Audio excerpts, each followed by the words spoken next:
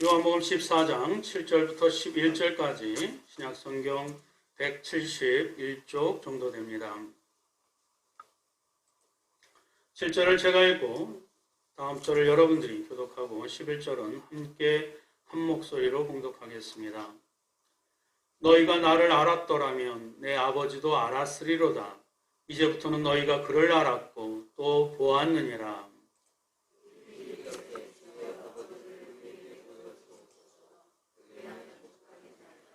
예수께서 이르시되 빌립아 내가 이렇게 오래 너희와 함께 있으되 내가 나를 알지 못하느냐. 나를 본 자는 아버지를 보았거늘 어찌하여 아버지를 보이려 하느냐.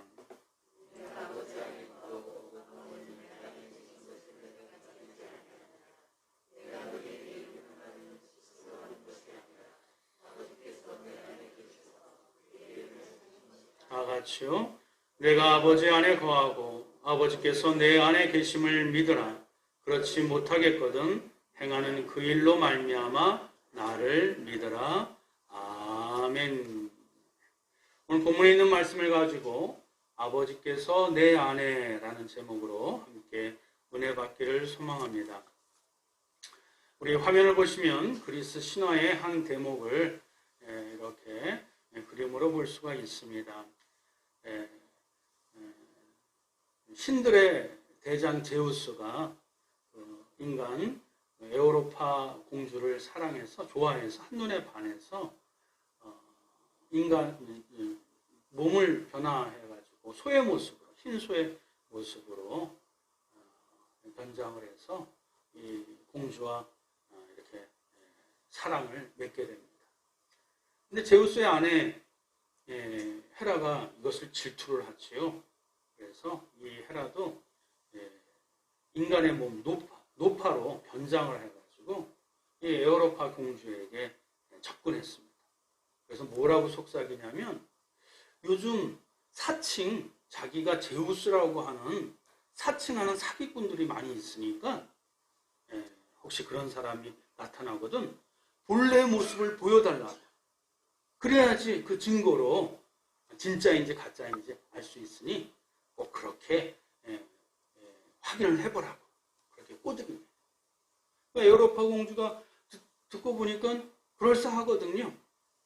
그래서 흰소로 자기에게 접근한 제우스에게 얘기합니다. 그리고 간청합니다.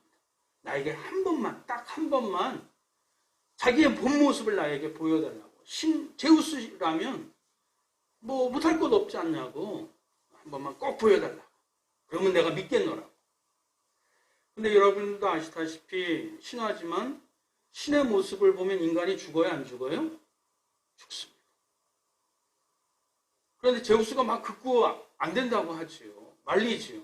그래도 이 에우로파 공주가 그 고집을 안 꺾습니다. 그래서 마지막에 이 제우스가 자기의 본 모습으로 이렇게 변화합니다. 근데 결과가 어떻게 됐을까요? 에우로파 공주가 죽게 되죠. 그게 이제 올라가서 소자리, 별자리, 소가 되었다라는 이런 신화의 이야기입니다만은 무엇이냐면 불신이 결국 사별을 낳게 되는 신들의 인간이 만든 신화의 이야기지만 그런 교훈을 주게 됩니다. 오늘 본문의 말씀도 아버지께서 내 안에 굉장히 은유적이고 또 함축적인 상징적인 언어를 사용하셔서 철학적인 언어를 사용하셔서 제자들에게 하나님과 예수 그리스도가 어떻게 하나가 되는지 그것을 또 함께 동역하고 있는지를 변증법적으로 그것을 제자들에게 지금 설명해 주고 있는 내용입니다. 좀 어려운 내용이지만 이 내용을 찬찬히 함께 저랑 같이 주님이 말씀하여 주신 그것을 중심을 가지고 하나님의 말씀을 또 복음의 내용을 함께 깨닫기를 원합니다. 우리 첫 번째 제목 한번 다 같이 한번 읽어볼까요? 시작. 인간이 지각할 수 없는 영역에 인간이 자각하고 지각할 수 없는 영역에 뭐가 존재한다고요? 믿음이 존재합니다. 이제 새봄이 되어서 만물이 소생할 것입니다. 그러나 우리가 지나쳐서는 간과해서는 안 될 것이 있지요. 왜냐하면 우리는 인간의 눈으로 볼 수 있고 또 귀로 들을 수 있고 이 오감이 체험하는 것에는 반드시 한계가 있어요, 없어요? 한계가 있기 때문에 그렇습니다. 지극히 한정된 것만 볼 수 있고 느낄 수 있을 뿐이지 그 본질까지 꿰뚫어 볼 수 있는 그런 현안이나 그런 초월적인 능력은 우리에게 없기 때문에 그렇습니다. 그것처럼 우리 인간이 우리가 느끼고 보는 것, 뭐 다 볼 수 있다고 생각하지만 오히려 보지 못하는 것들이 더 많고 느끼지 못하는 것이 더 많이 있음을 우리는 인생을 살아가면서 조금씩 그것을 깨달아 가게 되는 것이죠. 이 청력도 마찬가지라고 합니다. 인간은 20kHz, 과학의 이런 어떤 지식을 빌자면 인간은 20kHz밖에 못 듣는데요. 그런데 개는 25Hz. 그리고 돌고래는 더 많은 그 바닷속이라 할지라도 거의 인간의 10배나 해당되는 그런 음파를 몇 100kHz의 음파를 들을 수 있다라고 얘기를 해주고 있습니다. 이처럼 인간은 매일 모든 것을 듣고 보는 것 같지만 사실은 이 세상에 지극히 작은 것, 지극히 미비한 것만 듣는 불완전한 그런 존재에 불과하다는 것입니다. 여기에 믿음이 필요합니다. 여기에 뭐가 필요하다고요? 믿음이 필요하게 되는 것입니다.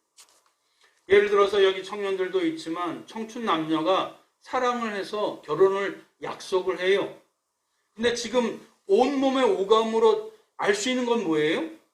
고작 나이가 몇 살인지, 지금 직업이 뭔지, 지금 뭐 어디서 사는지 이 정도 몇 가지 지식밖에 알지 못하지요. 그런데 이 감정이 통해서 사랑을 해요. 죽고 못 살도록 해서 결혼을 해요. 그런데 정말 우리가 행복할 수 있을지, 이후에 우리가 어떤 가정을 꾸릴지, 우리 이 부부의 이 사이가 얼마나 이렇게 성숙될지 아무것도 몰라요. 그저 지금 눈에 보이는 몇 가지 그 지식, 팩트만 가지고 결혼을 합니다. 한편으로는 무모한 것이지만 자기가 알고 있는 지식 외에 무엇이 지금 존재하고 있기 때문에 이 청춘 남자가 결혼을 하지요? 믿음이 존재하기 때문에 결혼을 합니다. 비록 지금 갖고 있는 것은 없지만, 지금 아는 것은 별것 많지 않지만 앞으로 살아가면서 더 많이 알아가고 앞으로 살아가면서 더 많이 행복을 추구할 것 같고 그리고 더 많은 기쁨이 있을 거라는 믿음, 그 희망의 믿음을 가지고 결혼을 하게 되는 것입니다. 죄송한 말이지만 이 말씀을 준비하면서 어저께도 또 예배를 드리면서 참 하나님 앞에 또 회개를 개인적으로 가졌던 시간이 있어요. 교회를 개척했을 때 아무것도 없었어요. 여러분들도 아시다시피 상가에서 시작했지만 사실은 그 이전에 7개월 전에는 전원 메르디앙 아파트에서 거기 집만 얻어가지고 거기서 개척을 했어요. 나중에 옥인교회가 연결이 되어가지고 그 얘기도 아시는 분은 아시겠지만 하나님의 은혜지만, 근데 상가를 얻어서 교회를 개척했을 때 제가 열정이 있었어요. 새벽 예배도 2번이나 드렸어요. 4시에도 드렸고 5시에도 드렸고. 그리고 항상 기뻤어요. 항상 행복했어요. 근데 죄송한 말이지만 이제 9년 차가 되는데 그때보다 많은 것을 갖고 있고 그때보다 건물도 있고 작지만 그때보다 많은 성도들이 있음에도 불구하고 그때보다 그렇게 행복하지 않아요. 왜 그런가? 왜 그런가? 곰곰이 생각해 봤더니 그때보다 지금 더 하나님을 신뢰하는 믿음이 약해졌더라고요.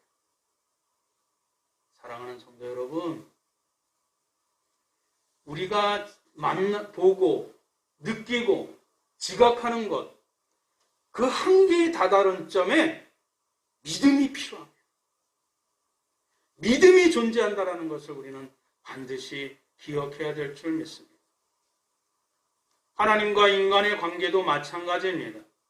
우리의 능력으로 하나님을 완전히 인지할 수 있다면 그 순간부터는 믿음이 설 자리가 없어요. 그러나 우리의 지각과 감각의 능력이 너무나 불완전하기에 그 온전하신 하나님을 알고 체험하기 위해서는 하나님을 향한 뭐가 필요해요? 믿음이 필요한 것이에요.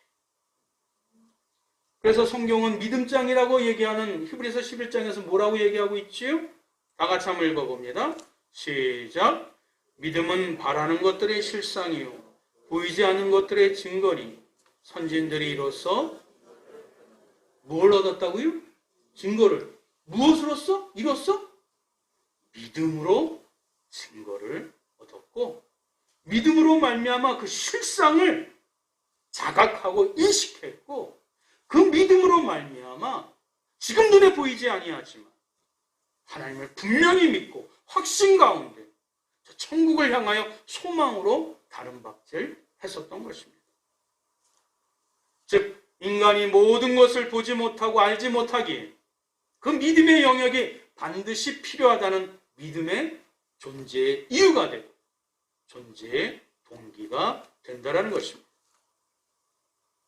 그리고 인식할 수 없는 것을 일단 믿을 때 우리는 그 믿음 안에서 모든 것을 지각할 수 있고 그 믿음 안에서 모든 것을 자각할 수 있고 그 믿음 안에서 모든 것을 인식할 수 있는 것이 이것이 신앙생활의 신비요. 이것이 신앙생활의 기쁨이 되는 줄 믿습니다. 우리 화면 한번 볼까요? 다 같이 한번 읽어봅니다. 시작. 인식의 한계는 믿음을 잉태하고 믿음은 하나님에 대한 완전한 인식을 가능케 합니다. 명심하시기 바랍니다. 두 번째 오늘 본문이 주시는 교훈이 있습니다. 다 같이 제목 읽습니다. 시작. 하나님을 믿을 수 있는 근거 예수 그리스도. 눈에 보이지 아니하는 하나님, 그래 믿음이 필요하다는 거 알아요. 그러나 그 근거가 반드시 있다라는 것입니다. 그분이 누구예요? 예수 그리스도입니다. 인간의 무지와 지각의 한계로 인해서 믿음이 설 자리, 믿음의 존재 영역, 믿음의 그 동기는 이제 우리가 이해됐지요? 그렇다고 생판 본 적도 없고 들은 적도 없고 또 이렇게 깨달을 수 없는 것을 믿으라고 하는 그런 맹목적인 믿음은 결코 아니라는 것입니다.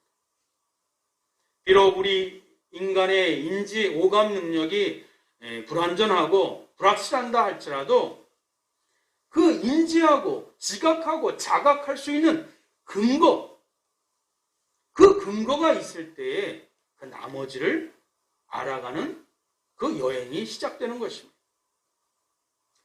앞서 말씀드렸던 것처럼 청춘 남녀가 사랑을 해요. 그 믿음으로 말미암아 결혼을 해요. 그러나 뒤집어 보면 지금 사랑하는 대상이 있기 때문에 결혼을 약속하고 결혼하고 믿음을 갖고 소망을 갖는 것 아니겠습니까?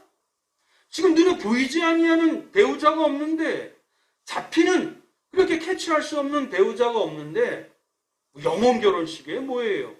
그렇게 할 수는 없는 것이라는 이야기입니다.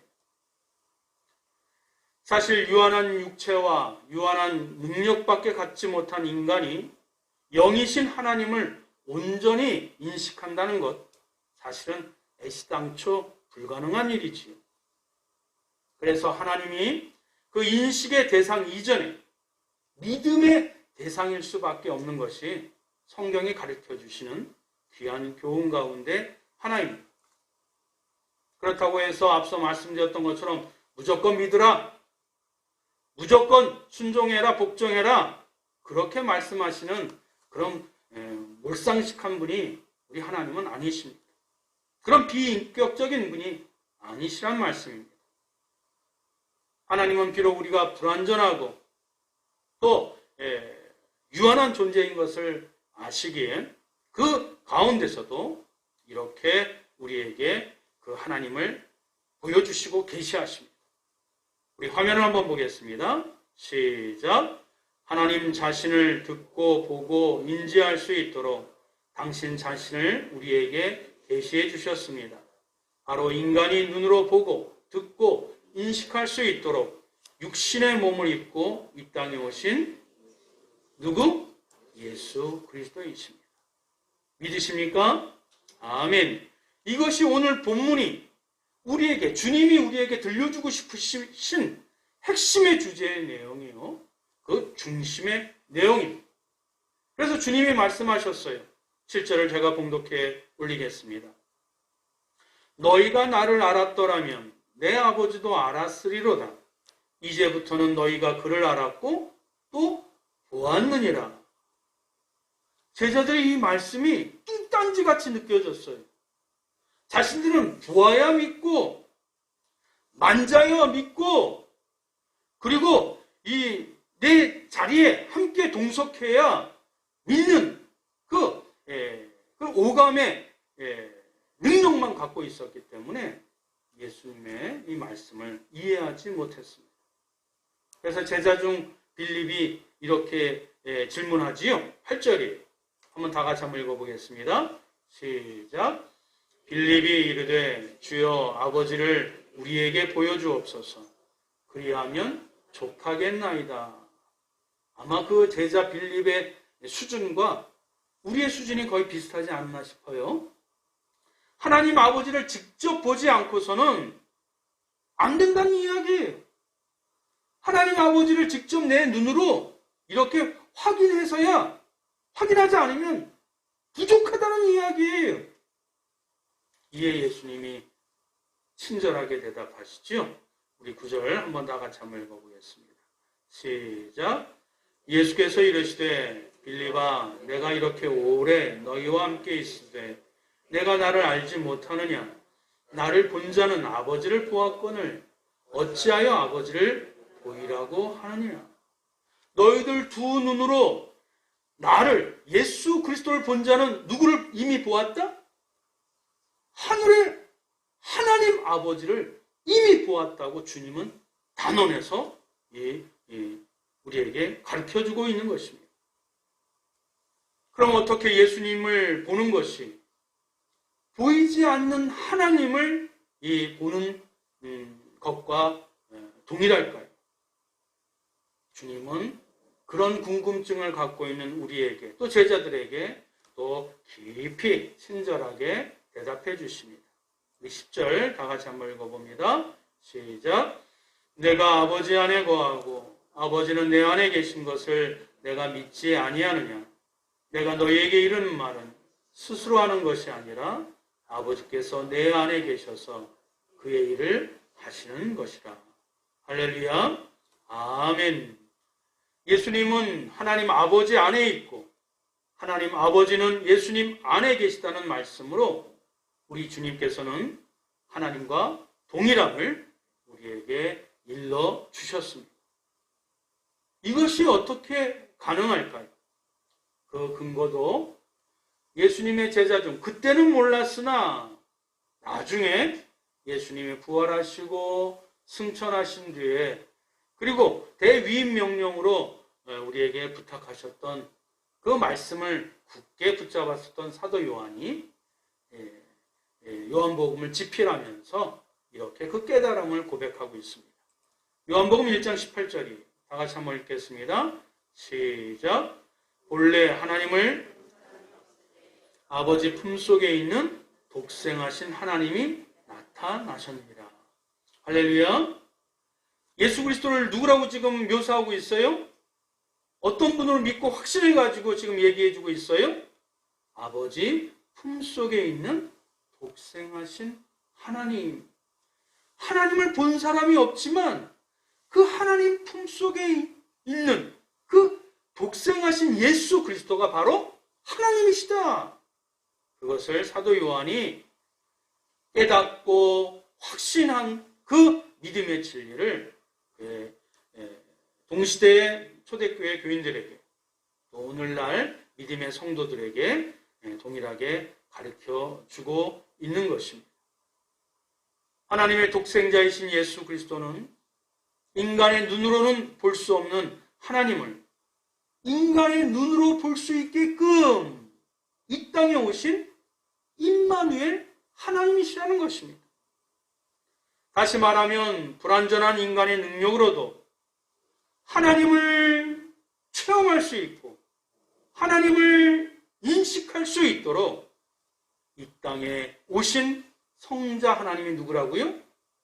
바로 자기 자신 예수 그리스도인 것을 계속 친절하게 계속 제자들에게 이렇게 해설해 주고 있습니다.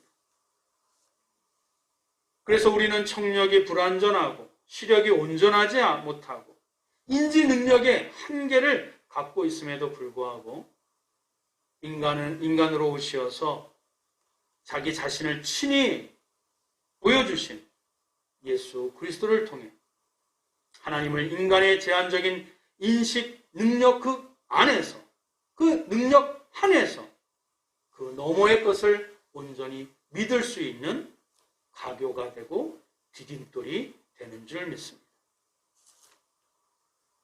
짐승의 외양간에서 태어나신 예수 그리스도를 보므로 겸손하신 하나님을 우리는 지각할 수 있습니다. 동물의 밥통인 그 말구에서 냄새나는 말구에서 태어나신 아기 예수를 우리가 보면서 생명의 양식이신 영의 아버지이신 하나님을 우리는 자각할 수 있습니다. 깊은 산속의 수도원의 은둔에 계신 것이 아니라 꼭꼭 숨어 계신 것이 아니라 세상 속에서 사람들과 더불어 희노애락을 함께 나누신 예수님을 우리가 만남으로 언제나 내 삶의 현장 가운데 함께하고 계신 나와 함께하고 계신 하나님을 우리는 느낄 수 있는 것입니다. 배고파하고 병 걸려 힘들어하는 심지어는 죽게 된 나사로를 보고 눈물을 흘리시는 예수님을 우리는 보고 내 모습 속에서도 내 지금 현실 속에서도 가슴 아파하고 힘들어하고 고통받는 나를 내버려 두지 아니하시고 긍휼의 마음으로 나를 어루만지시는 나를 보호하여 주시고 나를 치유해 주시고 나를 안위해 주시는 그 하나님을 느낄 수 있는 것입니다. 죄와 타락 가운데 멸망해가는 왜곡된 이 종교인들 때문에 하나님에 대한 신앙이 왜곡되어져 가는 이 예루살렘 그 성을 보고 눈물 짓는 예수님을 보고 민족과 나라, 동포애를 가지고 이 세상을 구원하려고 하는 긍휼의 하나님을 우리는 느낄 수 있는 것입니다. 아무짝에도 쓸모없는 나를 위해 고난의 십자가를 지신 예수님을 통해 나의 삶의 무게와 죄의 문제를 본질적으로 해결해 주시는 하나님을 우리는 깨닫게 되는 것입니다. 어찌하여 나를 버리시나이까? 라고 하며 절규하시면서도 나를 위해 십자가의 죽음을 피하지 아니하시고 침묵 가운데 묵묵히 그 길을 걸어가신 예수님을 통해서 나를 사랑하시는 그 부성의 그 아버지의 사랑을 끝까지 갖고 계신 아버지 하나님의 사랑을 우리는 느낄 수 있는 것입니다. 장사한 지 사흘 만에 죽음의 권세를 이기시고 부활하신 예수님에게서 참 생명이신 하나님, 영원하신 하나님을 우리가 만나고 영광을 돌리게 되는 줄 믿습니다. 할렐루야! 이것이 눈에는 보이지 않지만 그 하나님을 믿을 수 있는 유일한 근거, 그분이 누구시라고요? 예수 그리스도이십니다. 이제 세 번째 교훈입니다. 다 같이 한번 읽겠습니다. 시작. 하나님을 소개할 수 있는 유일한 권위자 예수 그리스도. 그러면 하나님을 믿을 수 있는 그 근거는 예수 그리스도시죠? 그럼 하나님을 소개할 수 있는 유일한 권위를 갖고 계신 분은 누구세요? 예수님밖에 없는 거예요. 아멘? 이것이 두 번째와 세 번째가 연결되어져 있는 귀한 진리요 교훈의 내용입니다. 예수님만이 할 수 있는 이야기이기 때문에 하나님에 대해서 얘기하고 예수님만이 알 수 있기 때문에 체험하셨기 때문에 그 천국 하나님의 나라에 대해서 제자들에게 오늘날 우리에게 말씀해 주실 수 있는 유일한 권위자 누구예요? 예수 그리스도이십니다. 요한복음 8장 23절에 이렇게 말씀하고 계십니다. 제가 봉독해 올리겠습니다. 예수께서 이르시되 너희는 아래에서 났고 나는 위에서 났으며 너희는 이 세상에 속하였고 나는 이 세상에 속하지 아니하였느니라. 무슨 말씀이에요? 예수님과 우리는 본질적으로 같다 다르다? 다르다는 이야기입니다. 태초부터 하나님과 함께 천국에 계시다 오셨던 분이시기에 천국에 대해서 설명하고 그것을 풀어주실 수 있는 유일한 분은 누구예요? 예수님이라는 거예요. 하나님과 태초부터 함께 계셨던 분이시기 때문에 우리에게 창조주 하나님을 얘기할 수 있는 유일한 분은 누구라고요? 예수 그리스도밖에 없다라는 이야기입니다. 그래서 분명하게 단언하게 말씀해주고 계시죠. 우리가 지난 주일날 우리가 함께 은혜를 받았던 핵심의 말씀 요한복음 14장 6절입니다. 다 같이 한번 읽어보겠습니다. 시작. 예수께서 이르시되 내가 곧 길이요 진리요 생명이니 나로 말미암지 않고는 아버지께로 올 자가 없느니라. 할렐루야. 예수님만이 창조주 하나님에 대해서 이야기를 할 수 있는 유일한 자격을 갖고 계신 분이 예수 그리스도이 밖에 없는 줄 믿습니다.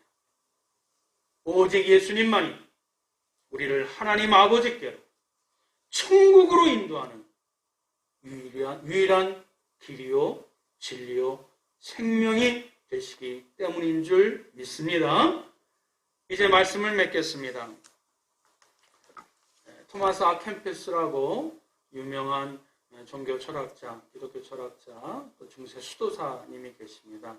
이분이 쓰신 많은 책들을 여러분이 아실 것입니다. 그분이 하신 말씀의 한 부분을 우리 함께 읽어보겠습니다. 시작. 나를 따르라.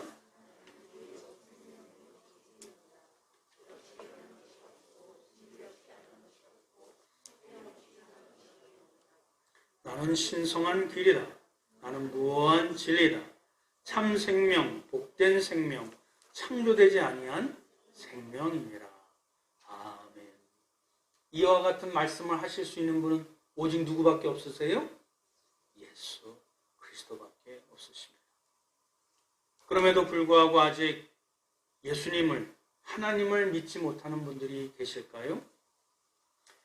예수님을 보면 하나님이 아직도 느껴지시지 않으신 분이 계실까요? 예수님을 믿으면 하나님께로 나아갈 수 있음을 아직도 믿지 못하시는 분이 계실까요? 예수님을 믿으면 천국에 갈 수 있다라는 이미 천국의 시민권을 얻은 이 귀한 진리를 아직도 못 믿는 분이 계실까요? 세상에 있는 많은 종교들은 저마다 이리 가면 천국에 갈 수 있다, 저리 가면 구원을 받을 수 있다라고 제각기 얘기를 합니다. 그러나 그 많은 종교 창시자들, 이 사이비와 이단은 빼요. 왜? 응? 그놈들은 사기꾼이니까. 자기가 하나님이라고 얘기하고 자기가 하나님의 아들이라고 속이니까. 그러나 세상에 우리 기독교 말고 다른 4대 종교 있지요? 3대 종교? 이 세상에 이 종교 창시자들이 스스로 내가 하나님의 아들이라고 얘기한 적이 있어요? 없어요.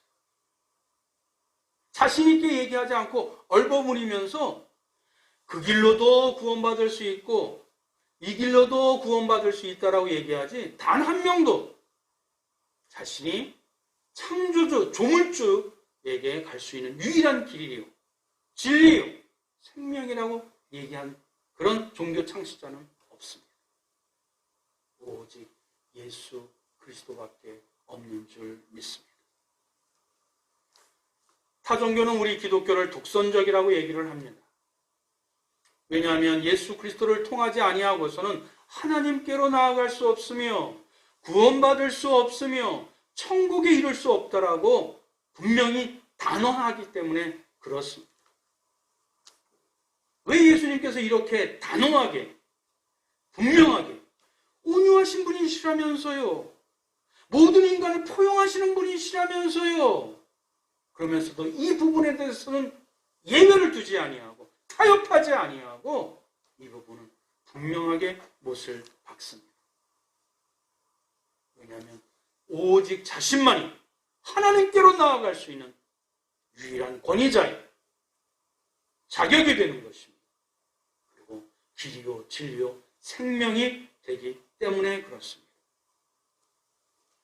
그러므로 예수님 안에 하나님 안에 예수 그리스도께서 함께 계심을 통하여 예수님이 천국으로 인도하는 유일한 길이요, 하나님을 알게 하는, 체험하게 하는 유일한 진리요, 그리고 우리가 이 땅에서 기껏 살아봐야 100년, 120년 거기서 머무르는 헛된 존재가 아니라 영원한 참 생명, 하나님의 영원하신 생명 가운데 거하게 할 수 있는 유일한 생명이 되시기 때문인 줄 믿으시길 주님의 이름으로 축원드립니다.